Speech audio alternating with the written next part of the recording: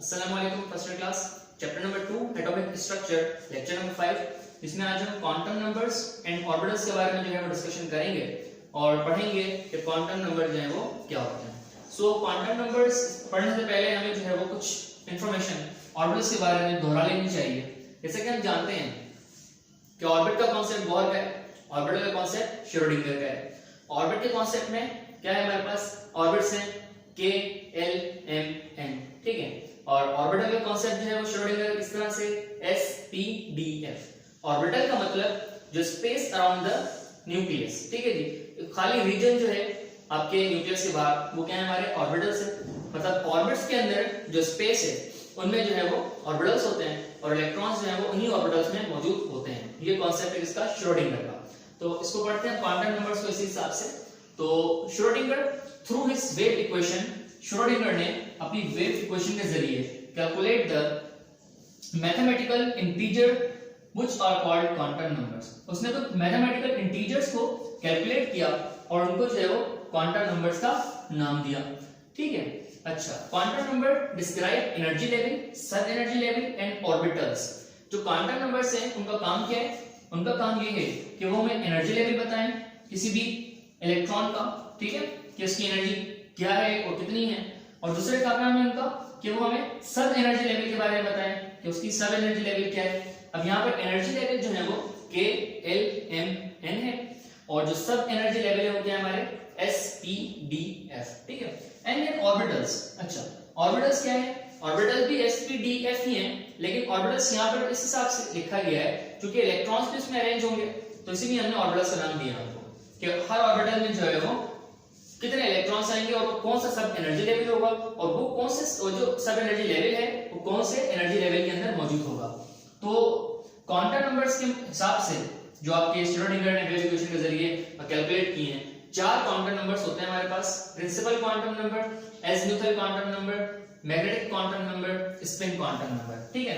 ये 4 quantum number है, इसे हम पढ़ते हैं। पहला जो है वो प्रिंसिपल क्वांटम नंबर है। अच्छा, so principal quantum number specifies the size of orbital। Orbital का साइज जो है या ऑर्बिट का साइज जो है वो प्रिंसिपल क्वांटम नंबर जो है वो स्पेसिफाई करेगा, जिसको हम सिंबल n से जो है वो डिनोट करेंगे, ठीक है। अच्छा, अब n हम ये पहले पढ़ के आ चुके हैं बोहर के कॉन्सेप्ट के अंदर। n वाला मामला क्या है? n इज फॉर नंबर, ठीक है, क्वांटम नंबर है वो कोई भी हमारा प्रिंसिपल क्वांटम नंबर है वो हमारा। n की वैल्यू जो है वो 1 से स्टार्ट होगी और वो एक्सेट्रा आपकी इंफिनिटी तक जा सकती है, सही है। अच्छा, यहाँ पर हमने स्टार्ट किया है n इज इक्वल्स टू 1। अगर n इज इक्वल्स टू 1 होता है मतलब प्रिंसिपल क्वांटम नंबर की वैल्यू अगर 1 होती है तो कौन सा ऑर्बिट होता है? k ऑर्बिट होता है, ठीक है। और उसमें कितने इलेक्ट्रॉन्स आ सकते हैं? 2 इलेक्ट्रॉन्स आ सकते हैं। ये हमें किस तरह पता चलेगा कि 2 इलेक्ट्रॉन आ सकते हैं या कितने इलेक्ट्रॉन आएंगे? उसके लिए यहाँ पर मैं एक फार्मूला लिख देता हूँ। ये फार्मूला है 2n²। अब 2 जो है वो हमारा कांस्टेंट है, ये बोहर का एक फार्मूला है। इसके जरिए हम ये कैलकुलेट करते हैं कि एक ऑर्बिट के अंदर कितने इलेक्ट्रॉन्स फिल हो सकते हैं या एक शेल के अंदर कितने इलेक्ट्रॉन्स फिल हो सकते हैं। तो यहाँ 2 रखें, n की वैल्यू 1 है, 1 पे स्क्वायर, कितना जवाब आएगा? 2 ही जवाब आएगा, ठीक है। तो मतलब पहले शेल में 2 हो गए। अच्छा, अगर 2 है हमारे पास, सेकंड शेल की बात करते हैं, n की वैल्यू 2 हो जाती है तो क्या करेंगे, यहाँ पर n की जगह 2 रखेंगे, 2 का स्क्वायर 4, 4 टू द 8, तो दूसरे शेल में 8 इलेक्ट्रॉन आएंगे। तो इसी तरह आप इसको फिलअप करते रहें और आपको क्या मिलता रहेगा, आपको हर शेल के अंदर कितने इलेक्ट्रॉन रखने हैं वो फाइंड हो जाएंगे।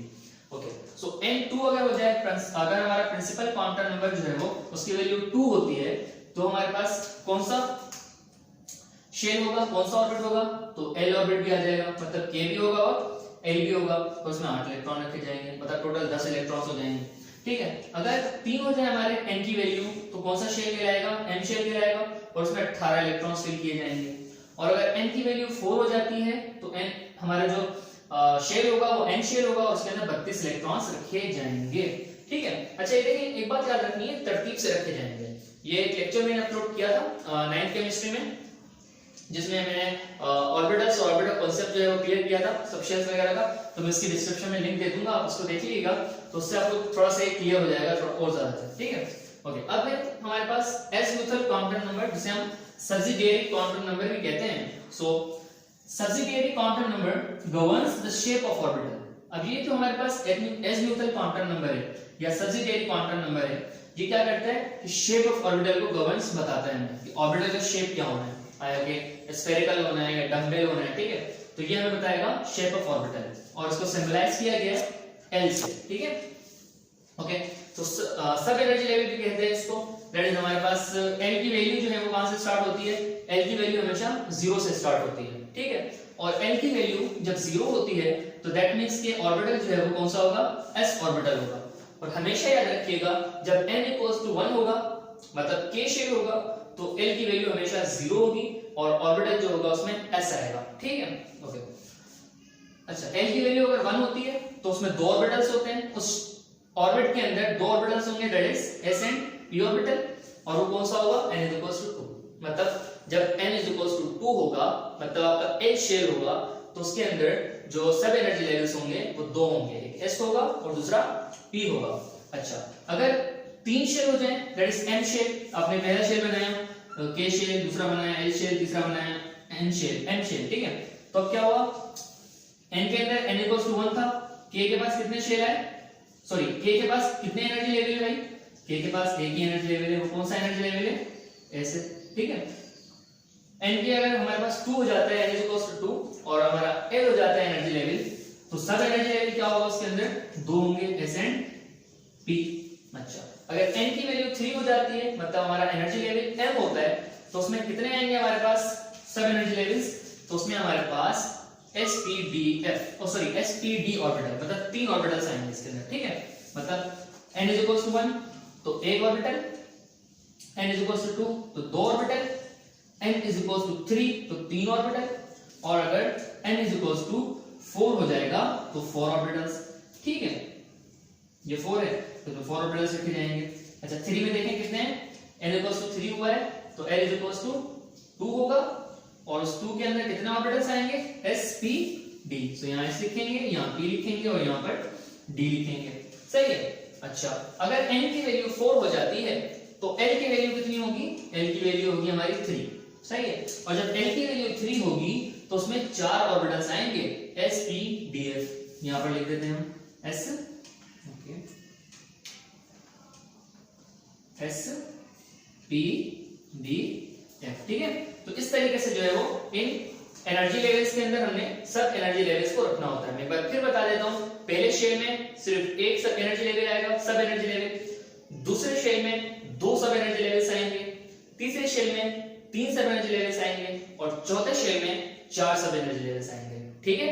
और जो हमारे शेल्स हैं उन्हें हम एनर्जी लेवल कहते हैं और जो हमारे ऑर्बिटल्स हैं उन्हें हम सब एनर्जी लेवल कहते हैं। अच्छा, ओके, फिर next quantum number, magnetic quantum number को पढ़ते हैं। कहते हैं कि magnetic quantum number gives the orientation of orbital. Orbital की ओरिएंटेशन फ्री स्पेस के अंदर किस तरह से होगी, उसकी मूवमेंट किस तरह से होगी। चूंकि हमारा ऑर्बिटल जो है वो 3 डायमेंशनल है, ठीक है, अकॉर्डिंग टू श्रोडिंगर वो 3 डायमेंशनल होता है स्पेस के अंदर, तो उसकी ओरिएंटेशन किस तरह होगी उसको जो है वो मैग्नेटिक क्वांटम नंबर बताएगा और इसको सिंबलाइज किया जाता है m से, ठीक है। अच्छा जी, अब वो किस तरह होती देखते हैं इसको कि ओरिएंटेशन ऑफ ऑर्बिटल क्या है। अगर n 1 है, अगर n 1 है और l 0 है तो m भी 0 होगा, याद रखिएगा। क्यों? क्योंकि s ऑर्बिटल की कोई भी ओरिएंटेशन नहीं होती, क्योंकि वो खुद स्फेरिकल होता है, गोल होता है, ठीक है। ये नेक्स्ट क्लास में डिस्कस करेंगे हम शेप्स ऑफ ऑर्बिटल में, तो उसको ज्यादा समझ लेंगे आप लोग। और फिर जब इलेक्ट्रॉनिक कॉन्फ़िगरेशन आएगी तो फिर और ही क्लियर हो जाएगी ये बात, ठीक है। अच्छा, अगर हमारा n 2 होता है और l 1 होता है तो हमारी ओरिएंटेशन किस तरह से होगी ऑर्बिटल की, +1 देन 0 देन -1, ठीक है। क्योंकि इसके अंदर जो है वो दो ऑर्बिटल्स हैं, s भी है और p भी है। s की तो कोई ओरिएंटेशन नहीं है तो हमने इसके लिए रखा हुआ है 0, ठीक है। लेकिन p की ओरिएंटेशन है, p के दो लोब्स होते हैं, उसे डम्बेल कहते हैं। p का इस तरह से स्ट्रक्चर होता है, ठीक है। तो उसके पास दो लोब होते हैं, एक प्लस वाला और एक माइनस वाला, तो इसलिए यहाँ पर एक प्लस और एक माइनस। ओके, आगे चलते हैं। अगर n की वैल्यू 3 है, अगर n की वैल्यू 3 हो गई और l की वैल्यू 2 है तो कितने ऑर्बिटल्स हैं? जब भी l की वैल्यू 2 होगी तो तीन ऑर्बिटल्स होंगे, that is s p d। तो क्या होगी ओरिएंटेशन उसकी, और इसकी ओरिएंटेशन होगी +2 +1 0। ये d के लिए आपका, ये p के लिए, ये s के लिए, फिर यहां से लगाएंगे हम ये किसके लिए, ये p के लिए और ये d के लिए, ठीक हो गया। अच्छा, लास्ट है कि अगर n इज इक्वल टू 4 होता है, एनर्जी लेवल जो है वो चौथा है हमारा, तो जो हमारा सब एनर्जी लेवल होगा वो कौन सा होगा, वो तीसरा होगा। और जब सब एनर्जी लेवल तीसरा होगा तो उसके पास 4 ऑर्बिटल्स होंगे s p d f। तो जब s p d f होंगे तो मैग्नेटिक क्वांटम नंबर की जो वैल्यू होगी वो होगी 3 2 1 0, देन -1 -2 -3। ये 3 f के लिए और ये 2 जो है वो आपका d के लिए, ये 1 जो है वो p के लिए, ये 0 जो है वो s के लिए, और फिर -1 p के लिए, -2 d के लिए, -3 f के लिए। मतलब इसकी इस तरह से ओरिएंटेशन होगी, वो आगे भी घूमेगा और पीछे भी घूमेगा, ठीक है। तो इसकी ओरिएंटेशन हो गई। अच्छा, लास्ट हमारे पास है quantum number, that is spin quantum number. अच्छा, spin quantum number specifies the rotation of orbital in space. ये रोटेशन किस तरह हो रही है ऑर्बिटल की, अपवर्ड डाउनवर्ड, जो एंटी क्लॉकवाइज और क्लॉकवाइज रोटेशन है आपके ऑर्बिटल की, वो कौन बताएगा, वो स्पिन क्वांटम नंबर बताएगा। उसकी वैल्यू जो होगी वो क्या होती है, हमेशा +1/2 एंड -1/2। ये जो है सबके लिए इस तरह बढ़ाते जाएंगे आप। पहला ऑर्बिटल होगा n = 1 तो +1/2 -1/2, दूसरा होगा तो उसको थोड़ा बढ़ाते जाएंगे, तीसरा होगा तो और बढ़ेगा, चौथा हो जाएगा तो और बढ़ जाएगा, 4 का लिखना पड़ेगा, सही है। इस तरह से इसकी हम ओरिएंटेशन को, रोटेशन को लिखेंगे। तो ये था हमारा क्वांटम नंबर एंड ऑर्बिटल। अब मैं थोड़ा सा इसको क्लियर कर देता हूं, सही है, ताकि थोड़ा सा और हमें समझ आ जाए। एक छोटी सी मैं डायग्राम के हिसाब से आपको समझा देता हूं कि कब किसकी वैल्यू क्या होती है, उसको आइडेंटिफाई किस तरह किया जाता है, सही है। ओके, फिर अब इस डायग्राम के जरिए इस क्वांटम नंबर्स को समझ लेते हैं कि सबसे पहला एनर्जी लेवल हमारे पास क्या होता है। सबसे पहला एनर्जी लेवल n = 1 होता है, दैट इज k शेल, ठीक है। तो n = 1 जब भी होगा तो क्या होगा, सब एनर्जी लेवल कौन सा होगा हमारे पास, सब energy level that is l = 0, ठीक है। जब n = 1 तो l = 0, और ओरिएंटेशन क्या होगी, ओरिएंटेशन भी 0 होगी, ठीक है, मतलब m = 0, सही है। अच्छा, अब नंबर ऑफ ऑर्बिटल्स कितने होंगे हमारे पास जब n = 1 होगा, तो हम कैलकुलेट कर सकते हैं उसके फार्मूले के जरिए, दैट इज n स्क्वायर एक फार्मूला है जिसके जरिए हम फाइंड कर सकते हैं किसी एक ऑर्बिट के अंदर कितने ऑर्बिटल्स होंगे, ठीक है। तो क्या करेंगे, हम n पे स्क्वायर लगाएंगे, n कौन सा है, 1 है, तो 1 पे अगर स्क्वायर लगाया जाए तो कितनी वैल्यू आएगी, 1 आएगी, ठीक है। तो उसके लिए 1 लिख दिया, 1 ऑर्बिटल। अच्छा, नंबर ऑफ इलेक्ट्रॉन्स कितने आते हैं हमारे पास पहले शेल के अंदर, सिर्फ 2 ही आ सकते हैं, और वो कौन से ऑर्बिटल में आएंगे, कौन से ऑर्बिटल में आएंगे, s ऑर्बिटल में आएंगे। तो हमने इस पे s पे 2 लगा दिया और इसको लिख दिया 1s2, ठीक हो गया। ये है पहले के लिए, सही है। अब हम चलते हैं दूसरे पे। अच्छा, मैं थोड़ा सा क्लियर आउट कर देता हूं कि जब n = 1 है तो शेल जो है वो k है, और l = 0 है तो ऑर्बिटल जो है वो s है, सही है। अच्छा, आगे चलते हैं। Second energy level that is n = 2। n = 2 होगा तो शेल कौन सा होगा, शेल हमारा l होगा, और जब n शेल होता है तो हमारे पास सब एनर्जी लेवल कौन से होते हैं, सब एनर्जी लेवल की वैल्यू होती है 0, सॉरी, सब एनर्जी लेवल की वैल्यू हो जाएगी 1। तो जब सब एनर्जी लेवल की वैल्यू 1 होगी तो कितने ऑर्बिटल्स होंगे, s ऑर्बिटल भी होगा और p ऑर्बिटल भी होगा, ठीक है, 2 ऑर्बिटल्स होंगे। अच्छा, फिर ओरिएंटेशन कैसे होगी ऑर्बिटल्स की, फिर m की वैल्यू होगी m = -1 0 देन +1, ठीक है। मैंने समझाया ये -1 p का, 0 s का, +1 भी p का, ठीक है। अच्छा, फिर ये किस तरह से होगा, नंबर ऑफ ऑर्बिटल्स कैसे होंगे, तो थोड़ा सा सीधा करके लिख देता हूं, -1 0 देन +1, ठीक है। और नंबर ऑफ ऑर्बिटल्स कैसे फाइंड किए जाएंगे, n पे स्क्वायर लगाया जाएगा। अगर n पे स्क्वायर लगाते हैं हम 2 पे तो 2 के स्क्वायर 4 आएगा, तो उसमें कितने ऑर्बिटल्स होंगे, 4 ऑर्बिटल्स होंगे। तो एक तो s का होगा, ठीक है, ये मैं 4 पहले लिख देता हूं, यहां पर समझाता हूं। 4 ऑर्बिटल्स होंगे टोटल, कैसे, 1 होगा s का और 3 होंगे p के। अब आप कहेंगे सर 3 p के कैसे होंगे, 3 p के इस तरह से होंगे क्योंकि p ऑर्बिटल जो है वो उसका शेप इस तरह से होता है, ठीक है। एक होता है px, एक होता है py, एक होता है pz। ये होता है 3 डायमेंशनल स्पेस के अंदर, सही है। अच्छा, और इलेक्ट्रॉन्स किस तरह से आएंगे उसमें नंबर ऑफ इलेक्ट्रॉन। अच्छा, अब आपको पता है एल शेल के अंदर 8 इलेक्ट्रॉन्स आते हैं, तो किस तरह से होगी इसकी अरेंजमेंट, 2s2 and 2p6, ठीक है, ये होगा 8 इलेक्ट्रॉन्स। टोटल मैक्सिमम 8 ही आ सकते हैं एल के अंदर, तो 8 आ गए। अच्छा, तीसरा कौन सा है हमारा, तीसरा हमारे पास है n is equals to 3, और जब n is equals to 3 होगा तो हमें पता है शेल कौन सा होगा, m शेल आ गया, सही है। और m शेल के अंदर l की वैल्यू क्या होगी बच्चों, l की वैल्यू हो जाएगी इसमें 2, ठीक है, इसमें l की वैल्यू हो जाएगी हमारी 2, और m की वैल्यू क्या हो जाएगी, m is equals to -2 -1 0 +2 +1, सही है, ये हो गई इसकी वैल्यू। अच्छा, इसको थोड़ा मैं मिला के लिख देता हूं ताकि कंफ्यूजन ना हो बाद में। m is equals to -2 -1 0 +1 and then +2। ये बताया आपको, ये p आपके d के लिए, ये p के लिए, ये s के लिए, फिर ये p के लिए और ये d के लिए। नंबर ऑफ ऑर्बिटल्स 3 पे स्क्वायर लगा दें, कितनी वैल्यू आएगी, 3 का स्क्वायर 9 होता है, तो उसमें 9 नंबर ऑफ ऑर्बिटल्स होंगे आपके। अब 9 किस तरह से होंगे, एक तो होगा s का, और 3 होंगे आपके p के, और 5 होते हैं हमारे d के, ठीक है। ओरिएंटेशन अगर हम बात करते हैं उसकी d ऑर्बिटल की शेप की, तो वो डबल स्ट्रक्चर ही होता है उसका, लेकिन उसके अंदर 10 लोब्स होते हैं, ठीक है। तो इस तरह से इसमें 10 लोब्स होते हैं और उसके अंदर ऑर्बिटल्स जो है वो अरेंज किए जाते हैं, तो इसमें टोटल 9 ऑर्बिटल्स होते हैं। उन टोटल 9 ऑर्बिटल्स के अंदर जो इलेक्ट्रॉन्स की अरेंजमेंट होती है वो किस तरह से होती है, 3s2 3p6 एंड 3d10, सही है। ये हो गया आपका 2 6 8 8 और 10 18। तो n शेल के अंदर वैसे भी टोटल 18 इलेक्ट्रॉन्स ही आते हैं m शेल के अंदर, सॉरी।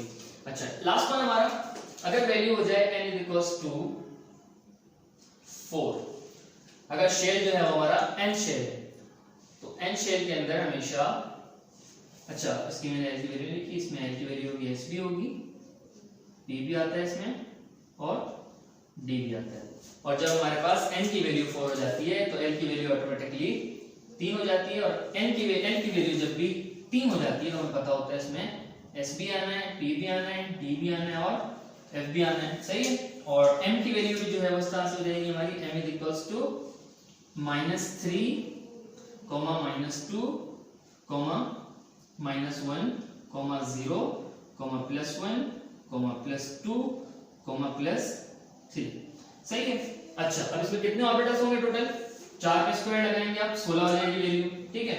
एक तो आ गया s का, 3 आ गए p के, और आपका d के जो है वो 5 आ गए, 5 आ गए d के, 7 आएंगे f के, क्योंकि स्पेस के अंदर जो f ऑर्बिटल है उसके 14 लोब्स होते हैं, ठीक है। अच्छा, तो उसमें क्या हो जाएगा हमारे पास, कितने लोब्स हो गए टोटल, 1 4 4 9 9 16 12 16, ठीक है। तो 16 लोब्स हो गए हमारे। तो जब भी हमारी n की वैल्यू 4 होगी तो नंबर ऑफ ऑर्बिटल्स उसमें कितने होंगे, 16 होंगे, ठीक है। और कंफिगरेशन किस तरह की जाएगी, 4s2 4p6 4d10 and 4f14, कितने हो गए, 24 एंड 30 32। तो हमें वैसे भी पता है, मैं यहाँ पर लिख देता हूँ, मेंशन कर देता हूँ कि K शेल में 2 इलेक्ट्रॉन होते हैं, L शेल में आपके 8 इलेक्ट्रॉन आ सकते हैं, N शेल में 18, मतलब M शेल में 18 और N शेल में 32। तो इसको हम कैलकुलेट करेंगे, तो इसी तरह से इसकी अरेंजमेंट होती है। तो ये था हमारा quantum numbers and orbitals. Hopefully आपको सारा ही लेक्चर जो है वो क्लियर क्रिस्टल समझ आया होगा। इंशाल्लाह नेक्स्ट लेक्चर के अंदर आपसे मुलाकात होगी, तब तक अपना ख्याल रखिएगा। अल्लाह हाफिज़।